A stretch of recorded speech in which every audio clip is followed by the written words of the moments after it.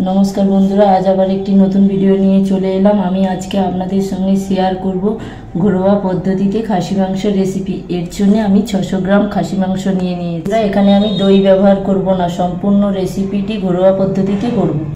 आमी मांसटाके भालो करे धुइये जल झरिये नियेछि। एबार आमी मांसटाके मैरिनेट करे नेब। एर जोन्नो 1 चामच आदा दिये दिलाम, सामान्य परिमाणे हलुदेर गुঁড়ো, দুটো পেঁয়াজের কুচি,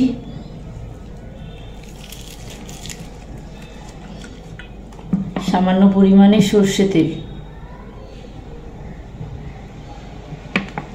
দিয়ে ভালো করে মাংসটাকে মেখে নেব। দেখুন আমার এটা মাখা হয়ে গেছে। এটাকে আমি একটু রেস্টে রেখে দিয়ে এবার পরের মশলাগুলো তৈরি করে নেব। এর জন্য আমি নিয়ে নিয়েছি 4টে এলাচ, 4টে লবঙ্গ, একটু দারুচিনি আর একটুখানি জয়িত্রী, তেজপাতা ধুয়ে নিয়েছি। এখানে আমি 4টে পেঁয়াজ কুচি নিয়ে নিয়েছি আর আগে থেকে দুটো খাসি মাংসতে পেঁয়াজ কুচি মেখে রেখে রসুন ছাড়িয়ে থেতো করে নিয়েছি, হাফটা ক্যাপসিকাম নিয়েছি, 3 চামচ আদা বাটা নিয়েছি আর দুটো টমেটো কুচি নিয়ে নিয়েছি। এখানে আমি 6 টুকরো আলু কেটে নিয়েছি, 2 টুকরো পেঁপে কেটে নিয়েছি। বন্ধুরা কড়াই গরম করতে বসিয়ে দিলাম।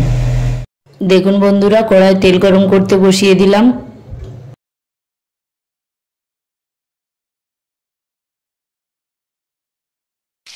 এবারে আলু পেঁপেগুলোকে তেলের মধ্যে ছেড়ে দেবো।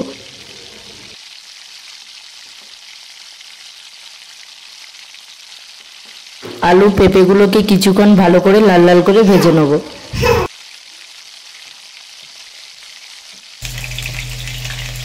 সামান্য পরিমাণে আলু পেঁপের মধ্যে হলুদ গুঁড়ো দিয়ে দেবো, দিয়ে ভালো করে লাল লাল করে ভেজে নেব। দেখুন আমার আলু পেঁপেটা লাল লাল ভাজা হয়ে গেছে। এবার আমি তুলে নিচ্ছি।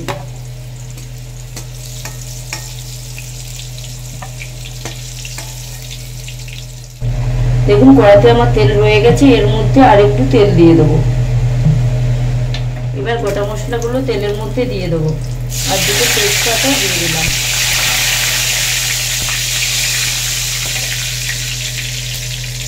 এবারে আমি পেঁয়াজ কুচিটা দিয়ে দিচ্ছি।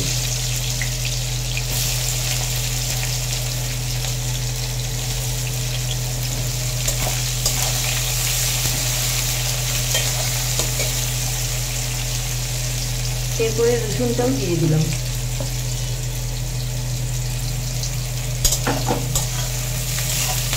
দিয়ে ভালো করে নেড়ে নিচ্ছি।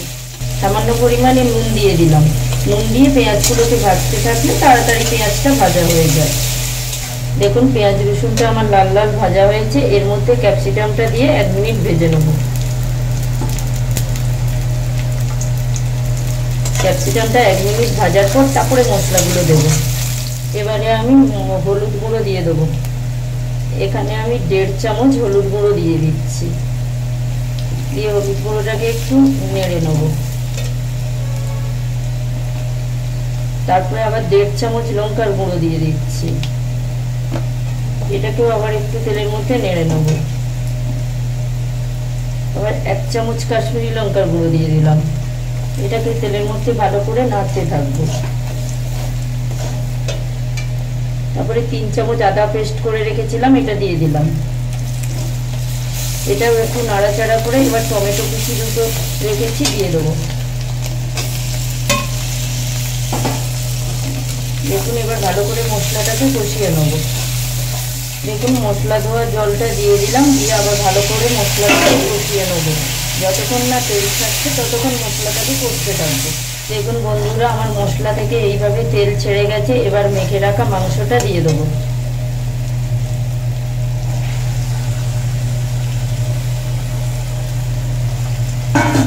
দেখুন মাংসটা দিয়ে ভালো করে কষিয়ে নেব। আমি এর মধ্যে পরিমাণ মতো নুন দিয়ে দিলাম।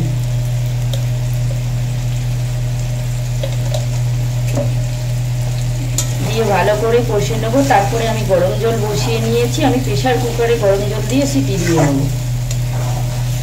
পুরো মাংসটা আমার এইভাবে কষা হয়ে গেছে। এবার আলু পেঁপেটা দিয়ে 1 মিনিট কষিয়ে নেব। আর যারা আমার চ্যানেলে নতুন তারা চ্যানেলটি সাবস্ক্রাইব করে পাশে থাকা বেল অপশনটি অন করে দেবেন। ভিডিওটি পুরোটা দেখতে থাকবেন, স্কিপ না করে। ভিডিওটি ভালো লেগে থাকলে লাইক কমেন্ট শেয়ার করতে ভুলবেন না। আর যারা ফেসবুক পেজ থেকে দেখতেন তারা পেজটি ফলো করে লাইক কমেন্ট শেয়ার করুন। ওটা আমার কষা হয়ে গেছে, আমি গরম জল করে রেখেছিলাম, ওটা ঢেলে দিলাম, দিয়ে প্রেশার কুকারে দিয়ে সিটি দিয়ে নেব। এবার আমি প্রেশার কুকারে ঢেলে সিটি দিয়ে নেব। এবার আমি প্রেশার কুকারের মুখটা বন্ধ করে 4টে সিটি হতে দেবো।